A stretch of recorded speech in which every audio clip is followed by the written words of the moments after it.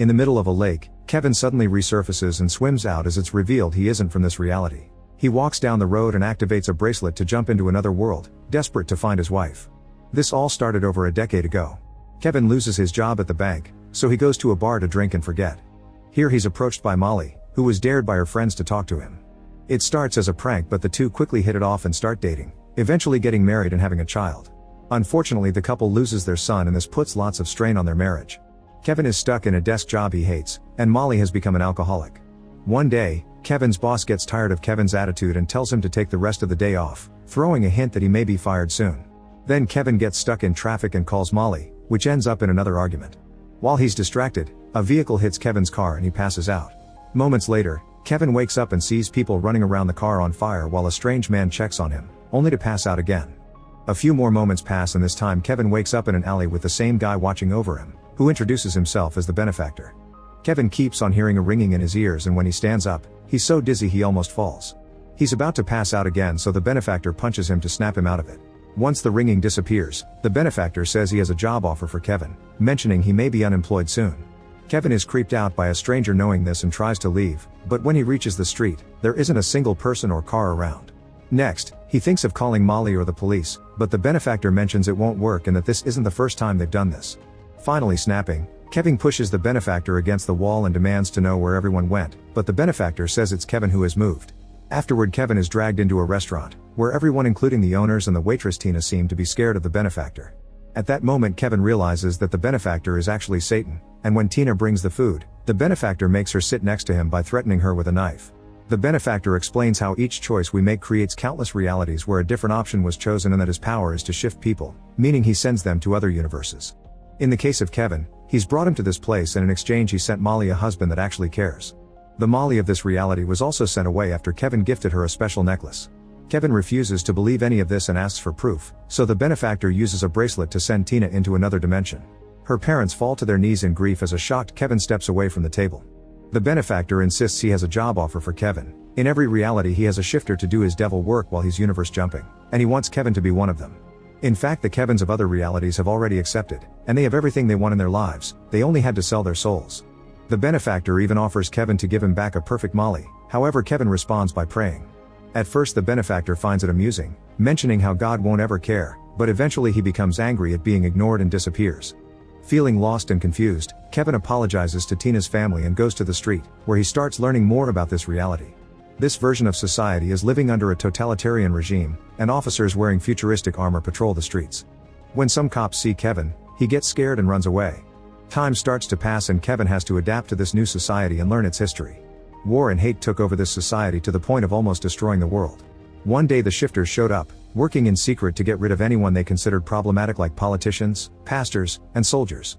Millions of people disappeared and peace was restored until the benefactor came to this world as well, and the few remaining leaders gave him control. Now this world has no hope and no faith, also religion is illegal. It's been 5 years since Kevin was brought here. He's perpetually sick and known as the Kevin who refused, so he uses a fake name to work for a construction company. His only friend is Gabriel, who knows the truth about him. Kevin writes any Bible passages he can remember on a typewriter and distributes them through Gabriel in secret as a way to rebel against the no praying law. In his free time, Kevin likes to help as many people as possible, wanting to make a better place out of this depressing city.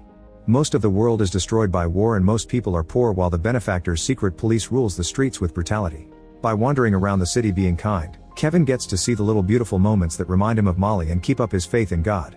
Unfortunately, sometimes those memories transform into nightmares that show him losing Molly and his son over and over. Kevin also likes to visit the theater to experience something called Vika viewing, which is a live feed showing the viewer alternate realities. The owner of the theater is Russo, who has been looking for his lost cat for 4 years. There's a chair in front of the screen, and Kevin sits with a remote control that allows them to change the reality he's seeing. His goal is to find where the benefactor has sent Molly. Most of the time he only gets to see how brutal other realities also are, but one afternoon, Kevin gets emotional when he finally sees Molly again. In that world, she's a single mother working as a nurse.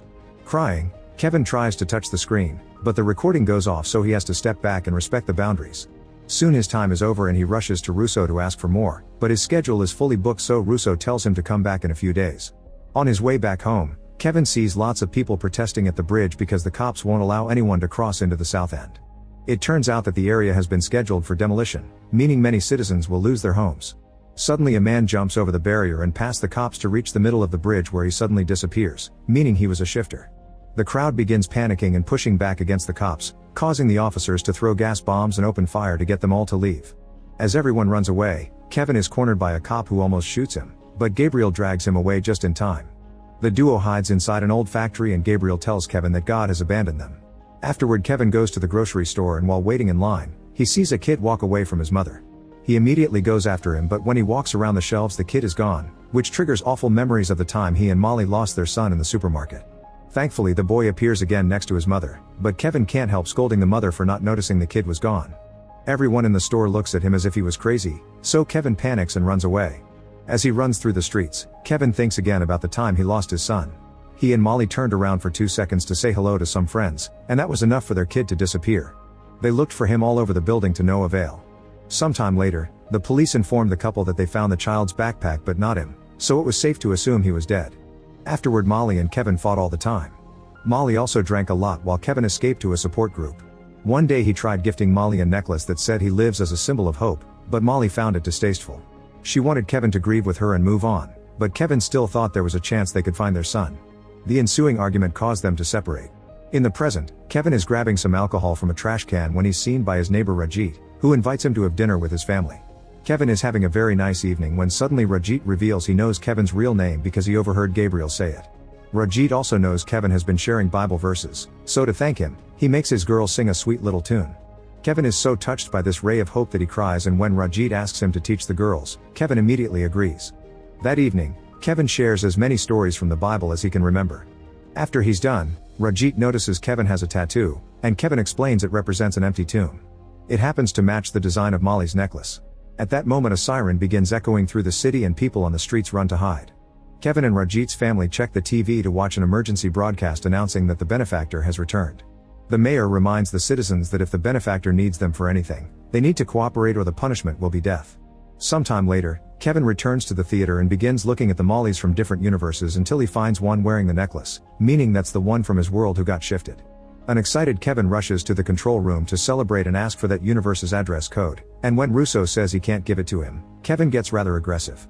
Russo immediately scolds him and explains he lost the connection when Kevin got off the chair, so he doesn't have the code. Kevin wants to try again, yet Russo refuses, saying that even if they manage to find the same Molly, which could take hours, the address is pointless if Kevin doesn't have the special bracelet, also known as Deviator. A desperate Kevin runs out until he finds Gabriel, dragging him into an alley to talk. Kevin wants Gabriel to get him a gun so he can go after the benefactor, but Gabriel reminds him weapons are illegal and trying to kill the devil is crazy. When Kevin gives him an envelope with more Bible stories and says these will be the last ones, Gabriel gives in and offers Kevin his own gun. The next day, Kevin tries to approach the area where the benefactor is visiting a restaurant to recruit his next shifter. The police have put up barriers on the streets, yet crowds are forming everywhere to see the benefactor, to the point some people get into fights over the closer spots. While the cops are busy dealing with those fights, Kevin sneaks around and runs into the restaurant to catch the benefactor. However, to his shock, he enters his motel room instead. Confused, Kevin steps outside and sees the front of the restaurant again, where the benefactor is dining with another version of him, meaning the door is a teleporting trap. At that moment the police open fire on him and hurt Kevin's arm, so he rushes back in to hide. Whenever he peeks outside, he can see the cops waiting for him. Furious, Kevin drops the gun and starts destroying all the things in his room as he calls out God for testing him so much. When he falls to his knees to pray, the benefactor appears in the room and takes the gun before making Gabriel appear in the room too. Gabriel immediately denies knowing Kevin, so an amused benefactor makes the gun disappear and orders Gabriel to clean up the room.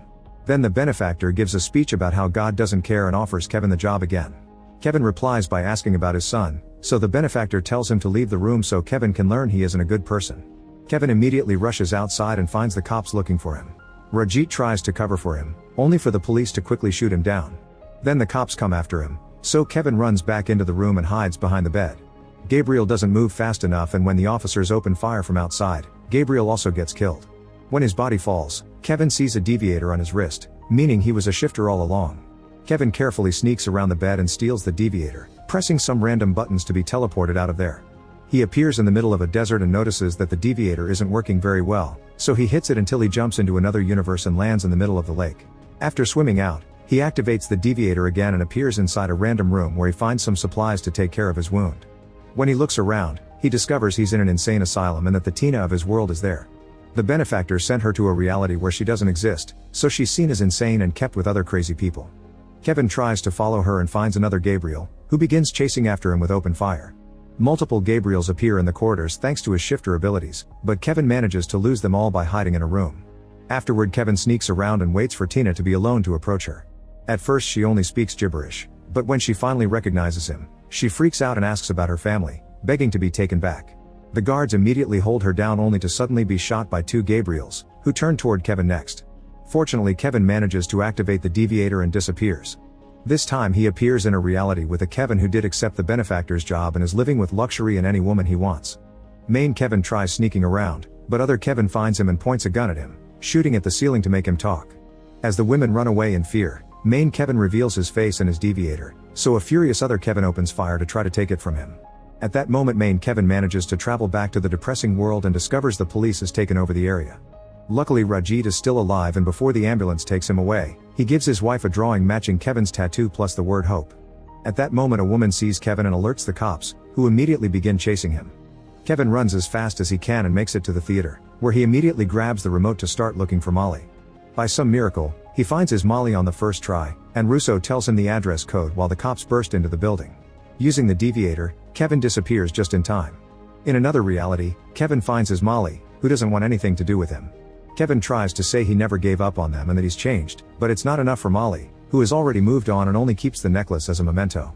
Suddenly someone drags Kevin away by the shoulder. It's the benefactor, who brings Kevin back to the theater. Another Gabriel shoots his deviator and the benefactor brings over Tina before admitting he did shift Kevin's son, causing a furious Kevin to try to attack him. The cops immediately hold him down and the benefactor makes a final offer. Kevin must choose between going back to Molly for good or sending Tina back to her family. As Kevin hesitates, Russo is shocked to finally find his cat again, which is the sign of hope Kevin has been waiting for from God. He chooses to send Tina back to her family, and as she reunites with her loved ones, the benefactor takes Gabriel's gun to try to shoot Kevin. At that moment, a miracle blesses Kevin for his choice and sends him to the reality where Molly is a single mother and nurse. Since he's been healed up and his ring is missing, Kevin approaches this Molly in the bar like the other her did to him the first time, and they immediately hit it off. They soon start dating and Kevin starts a new life here, saying it's not his world but it is his home. Eventually he marries this Molly and he becomes a father to her daughter. They also have a child of their own. Kevin is so happy with this new family that he believes God rewarded him with the double of what he lost.